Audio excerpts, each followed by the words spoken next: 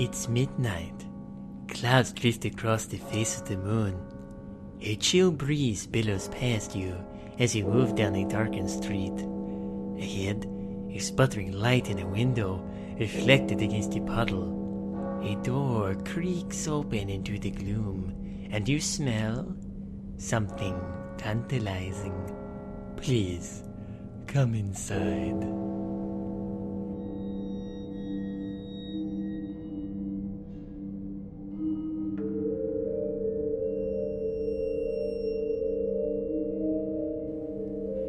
Good evening, intrepid listeners. We've shut the door and double-locked it against the horrors that even now press upon us from the shadows outside. There will be nothing to disrupt you from tonight's specialty of the house. Yes, a rare treat indeed awaits you, for while searching through our dank basement, we uncovered something very interesting. A series of reel-to-reel tapes with yellowing labels reading the Russian sleep experiment.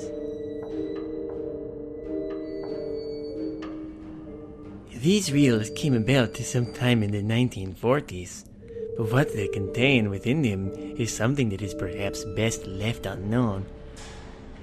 But they say things get better with age, so why don't you join us as we listen in,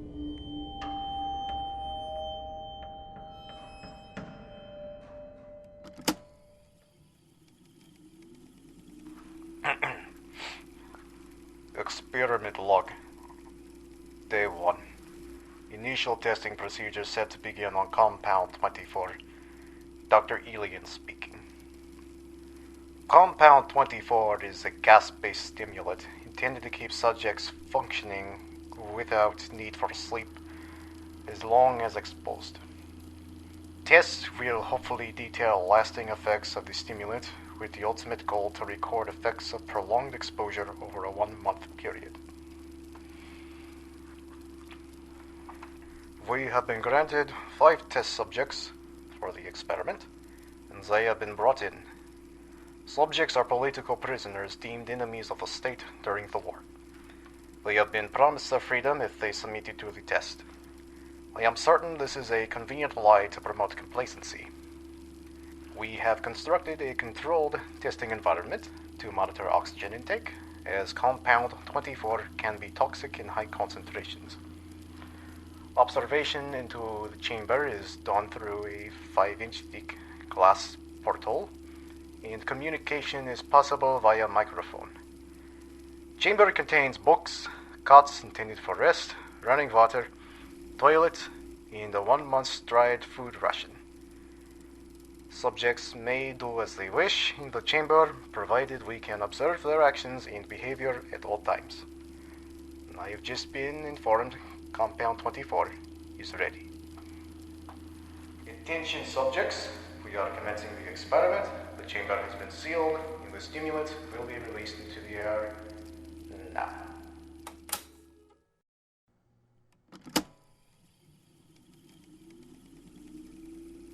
Experiment log day 4. No ill effects noted. Subjects have not slept since arrival and appear to be functioning normally. Amount of Compound 24 intake remains at predicted levels. Subjects pass the time by communicating with each other. Conversation has not waned and topics have been varied. As of last night, they have been sharing details about their past with each other. Matters remain focused on this into the morning, where they have notably begun relating past traumas to each other. I cannot tell if this is relieving or stressful to the subjects. We'll continue to monitor aspects of communication between them.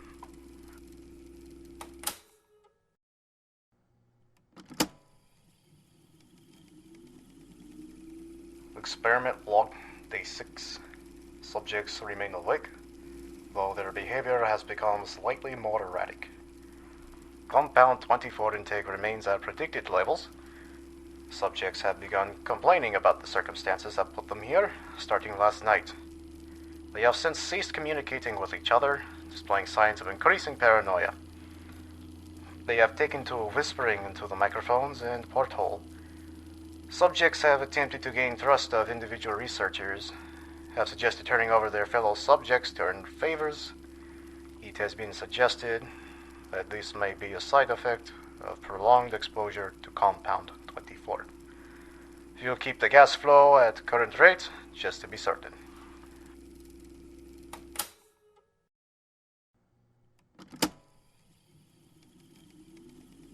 Experiment log, day 9. Intake levels have not changed, but subjects continue to show signs of mental deterioration. Effects are being noted. At approximately 9:14 a.m., one subject, who shall be referred to as Subject A, began to scream. Subject A spent the past 3 hours running the length of the chamber over and over again, yelling at the top of his lungs. Other test subjects have not reacted to Subject A. They continue to whisper into the microphones and seem to pay no attention to Subject A's behavior. As I record this, Subject A has ceased screaming. I do not know why this is. Julian, I must speak to you. Yes, what is it? There is something you must see. Come to the window. What is he doing? He hasn't stopped. I think he has exhausted his voice, and yet he tries to scream. I believe he may have physically torn his vocal cords, judging by the sound. My God. Keep a monitor on them. I want this observed at all times. Yes, but shouldn't we use the intercom? We do not break protocol. No outside communication.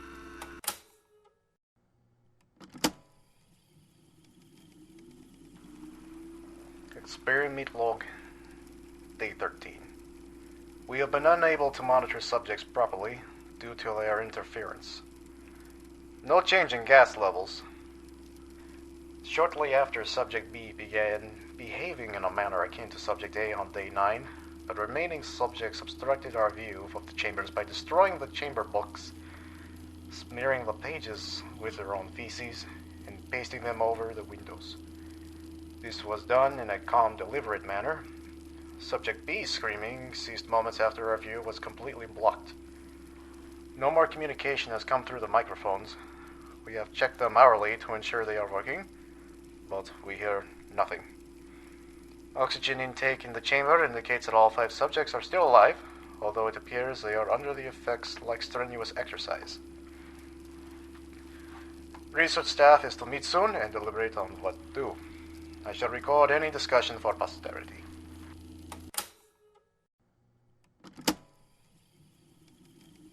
Experiment log, day 14.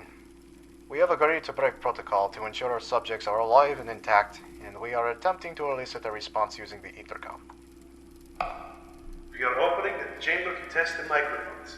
Step away from the door and lie flat on the floor, or you will be shot. Compliance will earn one of you your immediate freedom. We no longer want to be freed. What was that? Hello? Answer. What did you say? Subjects, for your own safety, we must ensure your ability to communicate. Lack of cooperation will be met with deadly force. We need a response. Respond now. I demand an answer. I must end here. I am needed for yet another debate.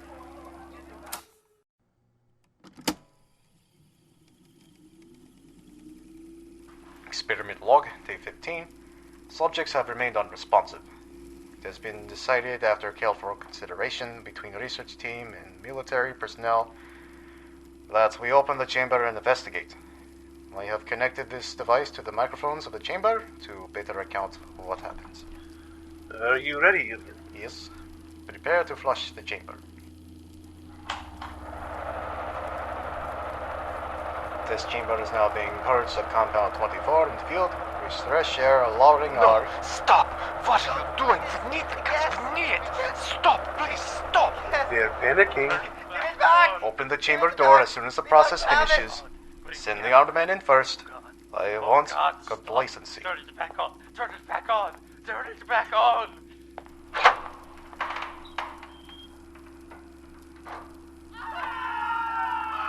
We must not sleep. We must not sleep.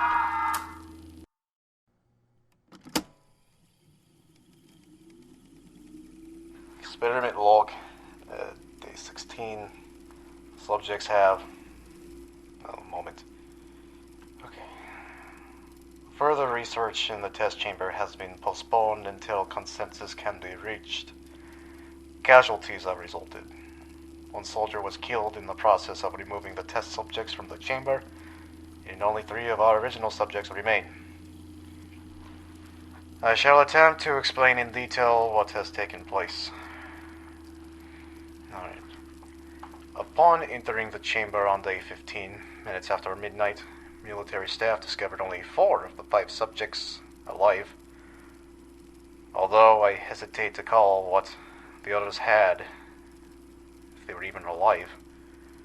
Subject B was nearly unrecognizable, most of his remains scattered around the chamber, with partitions blocking the drain on the chamber floor and allowing water to accumulate. The remaining 4 subjects were in various states of severe mutilation. Much of the muscle and skin was torn away from their rib cages, exposing the lungs, and their abdominal organs had been removed. Though kept intact and functioning, they had been taken out and laid on the floor around the subjects. Destruction of flesh and exposed bone on the fingertips indicate that the wounds were inflicted by hand. An angle of entry implies that the majority of the damage was self-inflicted. Despite this, they continue to alternatively beg and demand that we expose them to Compound 24, lest they fall asleep. The soldiers were hesitant to remove the subjects from the chamber, and when attempting to do so, the subjects put up a surprising amount of resistance, despite their condition. One soldier was killed instantly after a subject tore out his throat, and another was severely injured by a severed artery in his leg due to a subject's bite. The remaining soldiers have refused to go anywhere near the subjects or the chamber since. Subject D sustained a ruptured spleen in the process of removal and bled out almost immediately. Attempts to sedate him proved fruitless, as he was injected with more than 10 times the human dose of a morphine derivative and still felt like a cornered animal, breaking the ribs and arm of Dr. Avdiev. Further attempts to subdue the subject were halted for the safety of staff. The subject continued to flail and lash out at anyone near, repeating the word, "more," over and over again, until his heart stopped. Even then, this was a full 2 minutes after bleeding out completely, to the point where vascular systems were more likely to be filled with air than blood. The remaining 3 subjects have been taken to a medical facility for treatment. We await reports of progress, and I am not sure the subjects can be saved.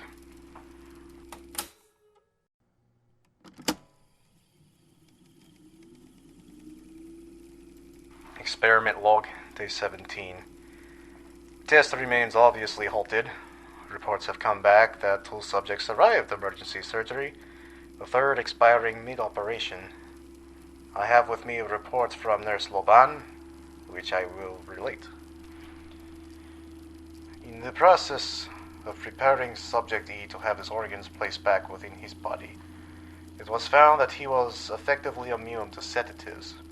He fought furiously against his restraints when the anesthetic gas was brought out to put him under. He managed to tear most of the way through a 4-inch wide leather strap on one wrist, even with the weight of a 200-pound soldier holding that wrist down. It took only a little more than normal anesthetic administration to put him under, and his heart stopped the moment his eyes closed. Autopsy revealed Subject E's blood had triple the normal level of oxygen. Muscles still attached to his skeleton were badly torn, and he had broken 9 bones in his struggle to not be subdued. Most were from the force of his own muscles. Subject A could not verbally object to the surgery, his vocal cords still heavily damaged, though he shook his head violently whenever anesthetic gas was brought near him, only responding when Dr. MacLeod suggested the surgery be conducted without anesthesia. Subject did not react for an entire 6-hour procedure of replacing abdominal organs and attempts to cover with remaining skin. It should have been medically impossible for Subject A to live through this. At the end of the procedure, the patient began to wheeze loudly. Dr. MacLeod gave him a pen and pad of paper, at which point the subject wrote, "Keep cutting." Subject C received the same surgical procedure, also without anesthetic. So injected with a paralytic for the operation, it was impossible to perform while the patient laughed continuously. Once paralyzed, the patient could only follow attending researchers with his eyes. The paralytic cleared his system abnormally quickly, at which point the patient tried to escape his bonds. When able to speak, the subject began asking continuously for stimulant gas. When questioned about the self-mutilation and the need for the stimulant, the subject only responded with, "I must remain awake." Here, in medical notes, myself, along with the rest of the research staff, will soon be meeting with military staff to consider what is to be done with the surviving subjects and the remainder of the experiment. I am hesitant to carry on any further, but I am concerned our benefactors will not like what has transpired. I will record all future meetings for posterity.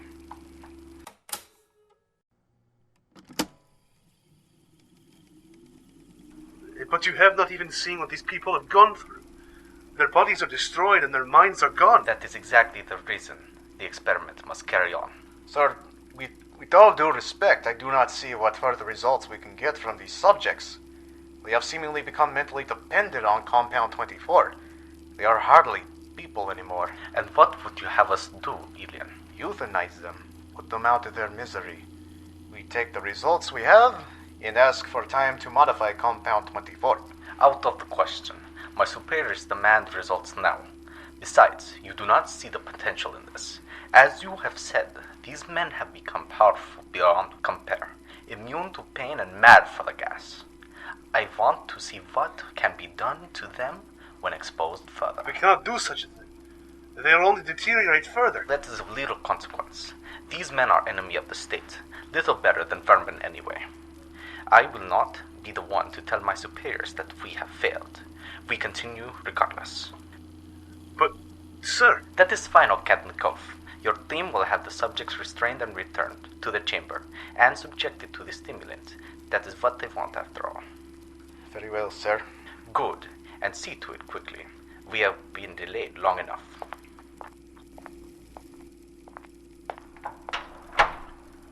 What do we do now? If we do what he orders, like it or not, he will get his way. We have no choice. Of course we don't. That MGB bastard. Take precautions regardless. He hasn't noticed the tape. We have the evidence if the worst should happen. I will. Alien, I don't know what insanity is taking the subjects, but I feel there's something more to all this. It bothers me. I'm afraid... I'll conceal a gun on me, just in case. Don't lose your head, comrade. We'll carry on. Talk to the rest of the staff. Let them know what's going on. But advise, question.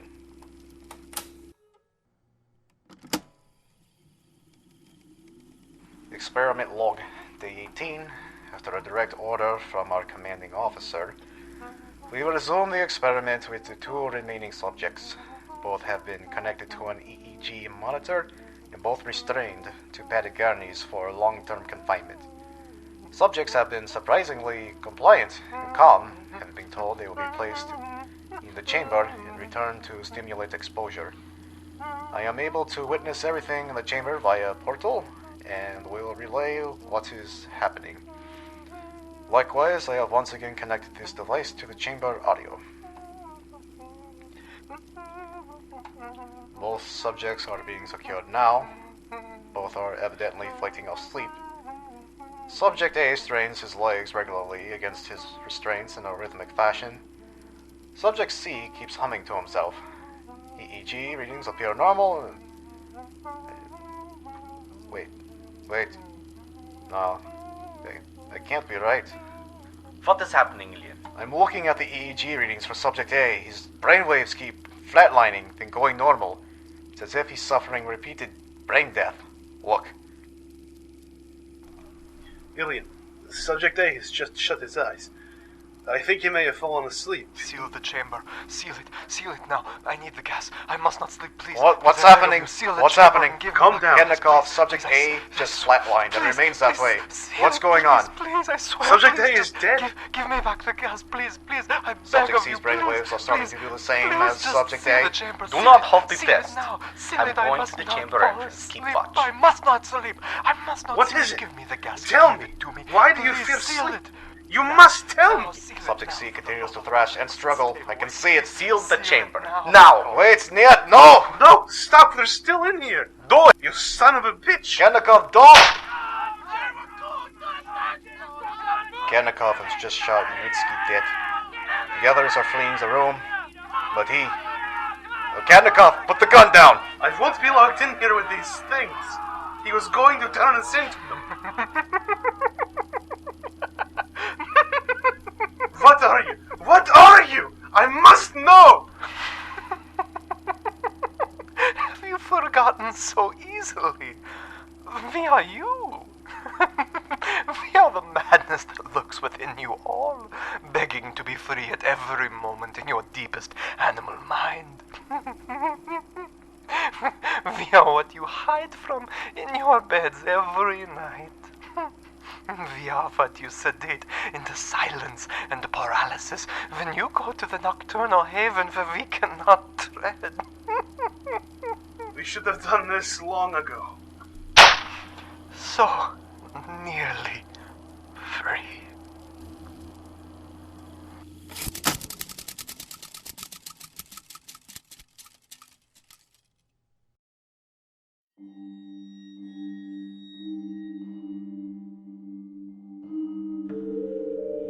That was all that was ever uncovered about the experiment. Perhaps the entire thing was covered up, but this remains. You do have to wonder about those last cryptic comments, though. What truly was buried in the insanity of the subjects? That's a question for another night, dear friends. Until next we convene, pleasant dreams.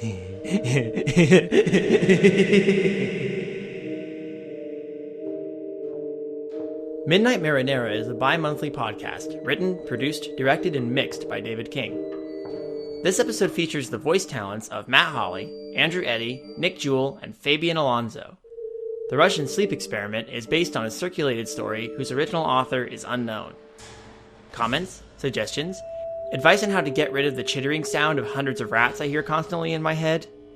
Feel free to leave feedback wherever you listen to this, or email us at midnightmarinara@gmail.com. Thanks for listening.